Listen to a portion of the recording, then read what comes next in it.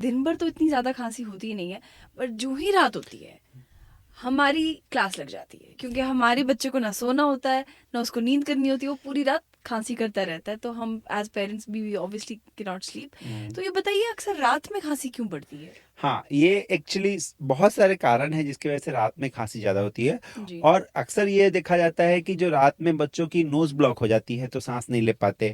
खांसी भी क्या होता है कि हमारे जो नेज़ल सेक्रेशंस है या फिर मुंह की जो सलाइवा वगैरह है ना, जब बच्चा सोता है तो वो गले के पीछे जाके अटक जाती है और यहाँ पर इचिंग इरिटेशन करती है, मतलब वहाँ जी। पर एक खुसखुस खुजली जैसे करते हैं, इसकी वजह से बच्चा खांसता है। और अरे। अगर बच्चे को मान लीजिए एस्मा या एलर्जी की प्रॉब्लम है, उसमें भी यही होता है कि जो ब्रीदिंग ट्यूब्स हैं वो रात में ज़्यादा इन्फ्लेम, मतलब वहाँ पर सूजन थोड़ा ज़्यादा होती है, अच्छा। इसलिए वहाँ पर सांस लेने में दिक्कत या जो खांसी है रात में बढ़ जाती है, एस्मा एलर्जी के केस में भी। और साथ ही साथ मान लीजिए कि अगर बच्चे को हम बेड पे सुला रहे हैं और बेड में मान लीजिए डस्ट से बच्चे को एलर्जी है, तो बेड पे जो बेडिंग्स वगैरह होता है, कवर वगैरह होता है, उसके अंदर डस्ट माइट्स रहते हैं, जी। उससे भी वो खांसी ट्रिगर होने के चांसेस रहते हैं। तो कई सारे कारण हैं, बट ये अक्सर एक कॉमन चीज़ होती है कि बच्चों को रात में ज़्यादा खांसी होती है और फिर बच्चा भी नहीं सो पाता, पेरेंट्स भी नहीं सोते और सुबह तक बच्चा खांसते रहता है, फिर जाके सुबह कुछ बच्चे को राहत मिलती है, फिर बच्चा दोपहर तक सोया रहता है। बिल्कुल अक्सर बिल्कुल। ऐसा ही होता है। यही पैटर्न हम भी देखते हैं कि वो रात भर थक के खांस खांस के फिर दिन में सो हाँ, तो जाते ऐसे हैं। टाइम पे अगर बच्चे को बहुत ज़्यादा है तो फिर दवाई तो देनी पड़ेगी।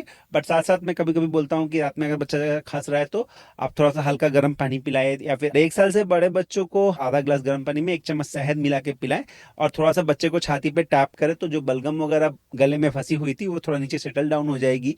साथ ही साथ नोज ड्रॉप्स जो डालते हैं, सलाइन नेजल ड्रॉप, जो नोज को सफाई करने के लिए, नोज ब्लॉक को क्लियर करने के लिए अगर मेडिकेटेड नेजल ड्रॉप्स जी। प्रिस्क्राइब है तो वो भी दे सकते हैं। तो उन सब चीज़ों से थोड़ा बहुत रिलीफ आता है।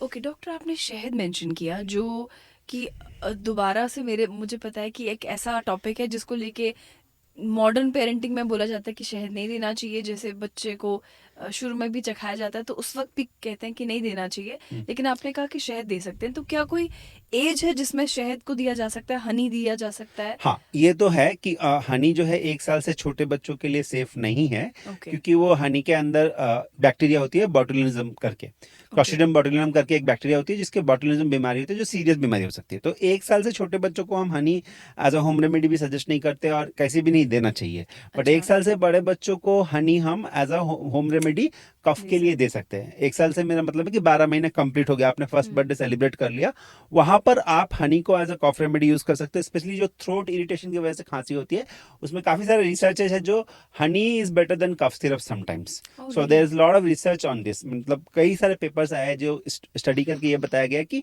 हनी से फायदा होता है। बट अच्छा। ये सावधानी रखना है कि 1 साल से छोटे बच्चों को हम हनी नहीं दे सकते। तो ये बात बहुत इंपॉर्टेंट है जानना, और ये क्वेश्चन भी आपने बहुत अच्छा पूछा।